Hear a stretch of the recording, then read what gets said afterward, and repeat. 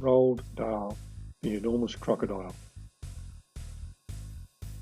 with pictures by Quentin Blake.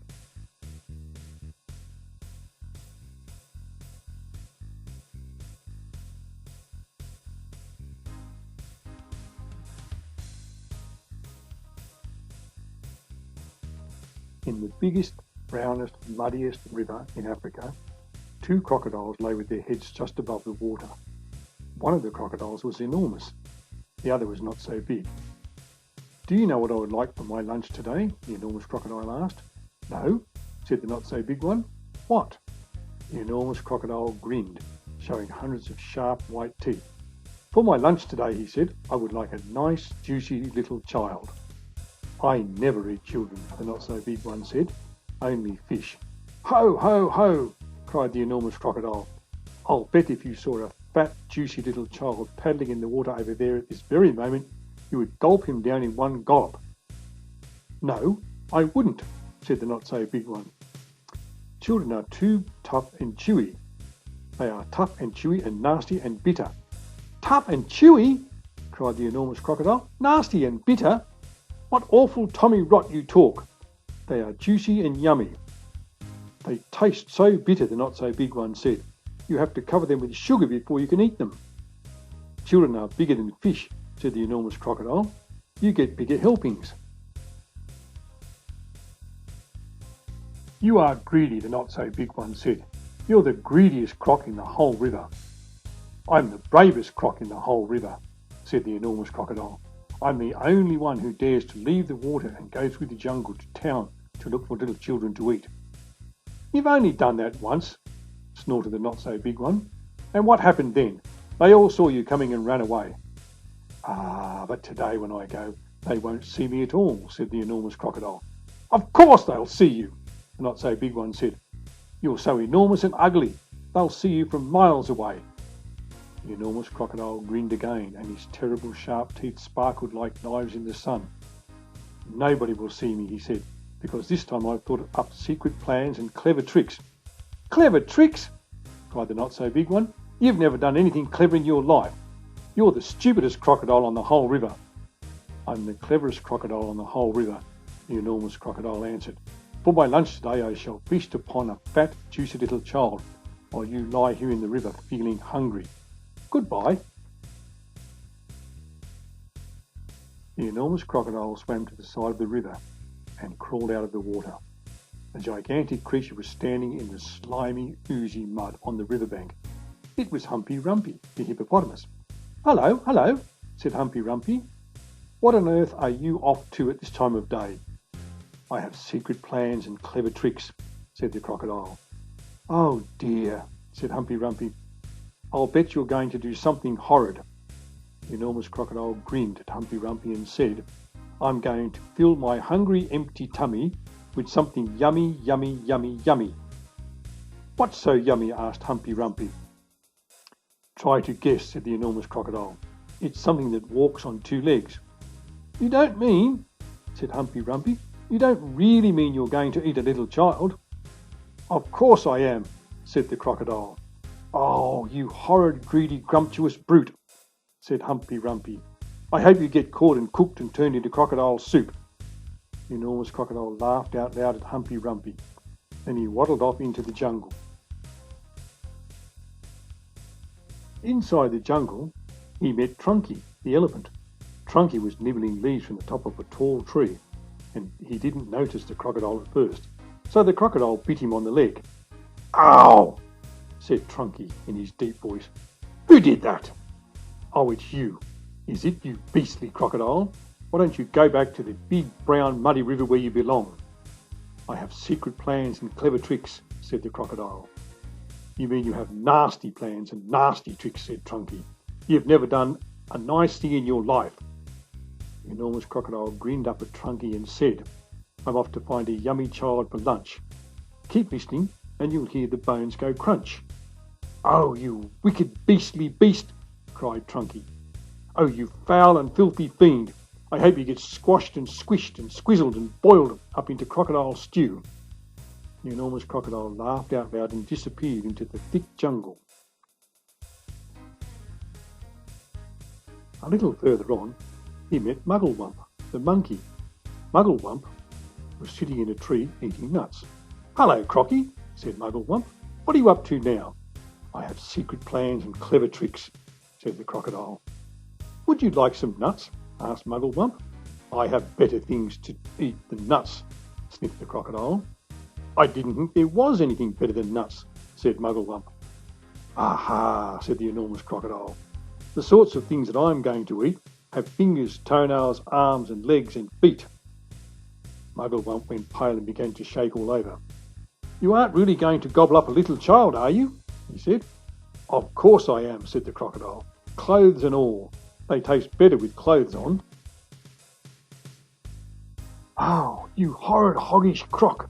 cried Mugglewump. "You slimy creature! I hope the buttons and buckles all stick in your throat and choke you to death." The crocodile grinned up at Mugglewump and said, "I eat monkeys too." And quick as a flash, with one bite of his huge jaws, he bit through the tree that Mugglewump was sitting in, and down it came. But just in time, Mugglewump jumped into the next tree and swung away through the branches. A bit further on, the enormous crocodile met the roly-poly bird. The roly-poly bird was building a nest in an orange tree. "Hello there, enormous crocodile," sang the roly-poly bird. "We don't often see you up here in the jungle." "Ah," said the crocodile, "I have secret plans and clever tricks." "I hope it's not something nasty," sang the roly-poly bird. "Nasty?" cried the crocodile. "Of course it's not nasty. It's delicious. It's luscious. It's super. It's muscious. It's duper. It's better than rotten old fish. You mash it and munch it. You chew it and crunch it. It's lovely to hear it go squish." "It must be berries," sang the roly-poly bird. "Berries are my favourite food in the world. Is it raspberries, perhaps? Or could it be strawberries?" The enormous crocodile laughed so much his teeth rattled together like pennies in a money box. "Crocodiles don't eat berries," he said. "We eat little boys and girls, and sometimes we eat roly-poly birds as well." Very quickly, the crocodile reached up and snapped his jaws at the roly-poly bird. He just missed the bird, but managed to catch hold of the long, beautiful feathers in its tail. The roly-poly bird gave a shriek of terror and shot straight up into the air, leaving its tail feathers behind in the enormous crocodile's mouth.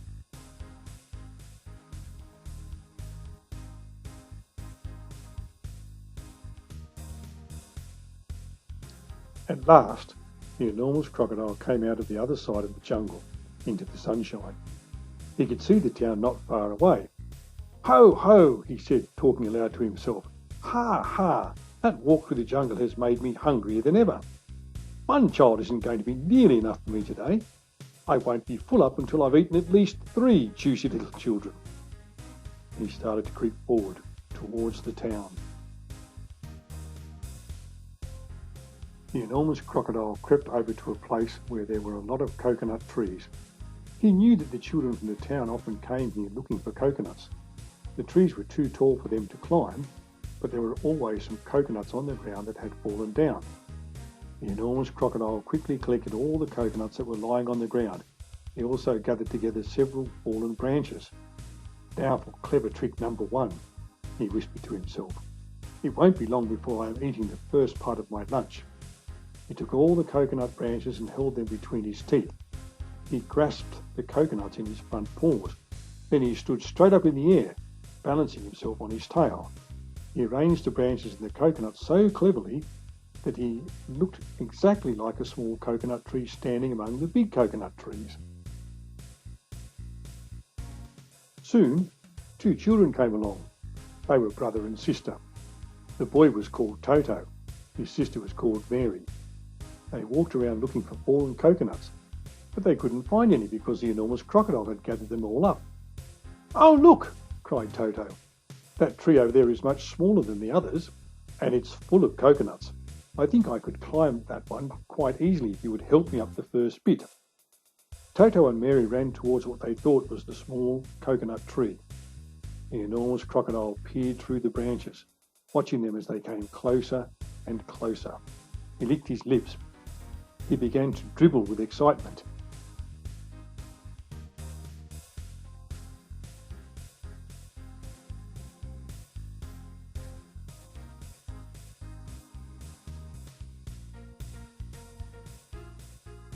Suddenly, there was a tremendous whooshing noise. It was Humpy Rumpy, the hippopotamus. He came crashing and snorting out of the jungle. His head was down low and he was galloping at a terrific speed. "Look out, Toto!" shouted Humpy Rumpy. "Look out, Mary! That's not a coconut tree. It's the enormous crocodile, and he wants to eat you up." Humpy Rumpy charged straight at the enormous crocodile. He caught him with his giant head and sent him tumbling and skidding over the ground. "Owie!" cried the crocodile. "Help! Stop! Where am I?" Toto and Mary ran back to the town as fast as they could. But crocodiles are tough. It is difficult for even a hippopotamus to hurt them. The enormous crocodile picked himself up and crept towards the place where the children's playground was. "Now for clever trick number 2, he said to himself. "This one is certain to work."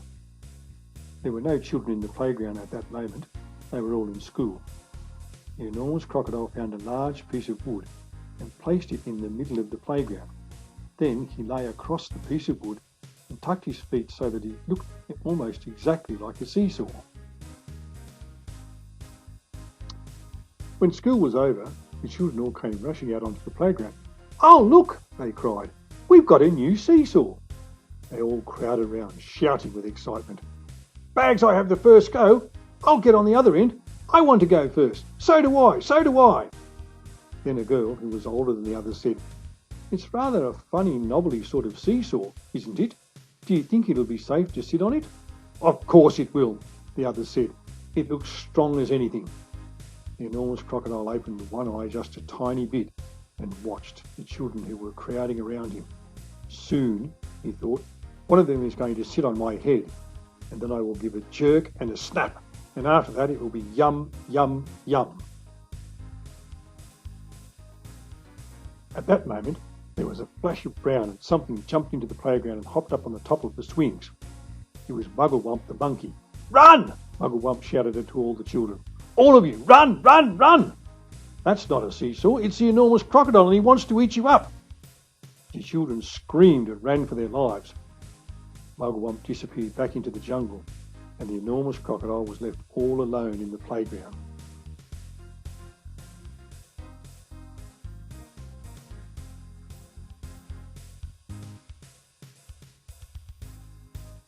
He cursed the monkey and waddled back into the bushes to hide. "I'm getting hungrier and hungrier," he said. "I shall have to eat at least 4 children now before I am full up." The enormous crocodile crept around the edge of the town, taking great care not to be seen. He came to a place where they were getting ready to have a fair. There were slides and swings and dodgem cars and people selling popcorn and candy floss. There was also a big roundabout. The roundabout had marvellous wooden creatures for the children to ride on. There were white horses and lions and tigers and mermaids with vicious tails and fearsome dragons with red tongues sticking out of their mouths. "Now for clever trick number 3, said the enormous crocodile, licking his lips. When no one was looking, he crept up onto the roundabout and put himself between a wooden lion and a fearsome dragon. He sat up a bit on his back legs and kept very still. He looked exactly like a wooden crocodile on the roundabout. Soon, all sorts of children came flocking into the fair. Several of them ran towards the roundabout. They were very excited. "I'm going to ride in a dragon," cried one. "I'm going to ride a lovely white horse," cried another. "I'm going on the lion," cried a third one. And a little girl, whose name was Jill, said, "I'm going to ride in that funny old wooden crocodile." The enormous crocodile kept very still, but he could see the little girl coming towards him. "Yummy, yum, yum," he thought. "I'll gulp her up easily in one gulp."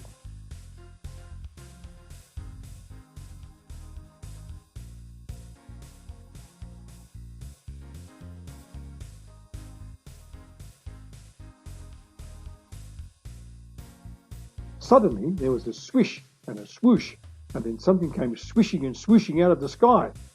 It was the roly-poly bird. He flew round and round the roundabout, singing, "Look out, Jill! Look out! Look out! Don't ride on that crocodile!" Jill stopped and looked up. "That's not a wooden crocodile," sang the roly-poly bird. "It's a real one. It's the enormous crocodile from the river, and he wants to eat you up." Jill turned and ran. So did all the other children. Even the man who was working the roundabout jumped off it and ran away as fast as he could. The enormous crocodile cursed the roly-poly bird and waddled back into the bushes to hide. "I am so hungry now," he said to himself, "I could eat 6 children before I am full up."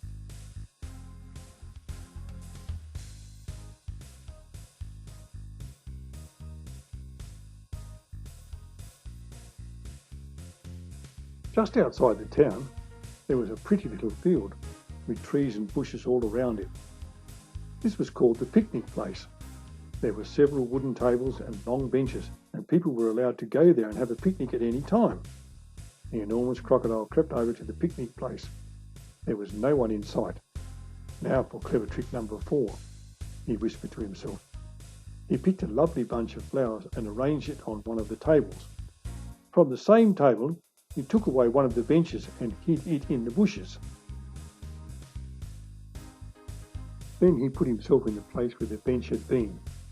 By tucking his head under his chest and by twisting his tail out of sight, he made himself look very much like a long wooden bench with 4 legs.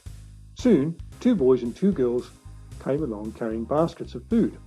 They were all from one family, and their mother had said they could go out and have a picnic together. "Which table shall we sit at?" said one. "Let's take that one with the lovely flowers on it," said another. The enormous crocodile kept as quiet as a mouse. "I shall eat them all," he said to himself.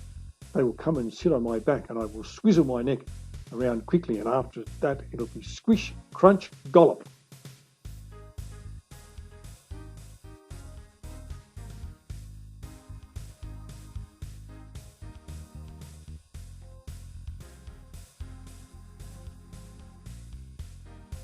Suddenly, a big deep voice shouted from the jungle, "Stand back, children! Stand back! Stand back!"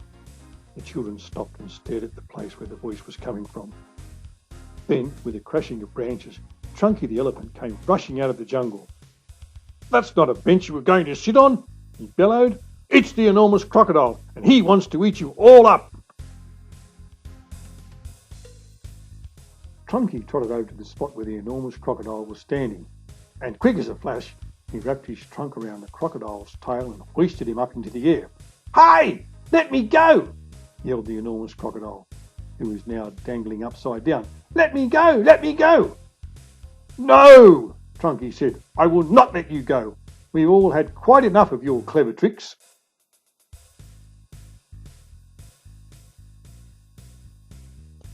Chunky began to swing the crocodile round and round in the air. At first he swung him slowly. Then he swung faster and faster and faster.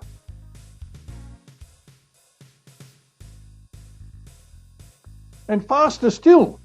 Soon the enormous crocodile was just a blurry circle going round and round Chunky's head.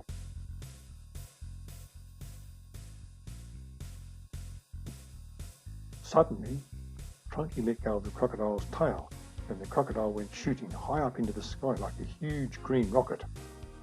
Up and up he went, higher and higher, faster and faster. He was going so fast and so high that soon the earth was just a tiny dot miles below.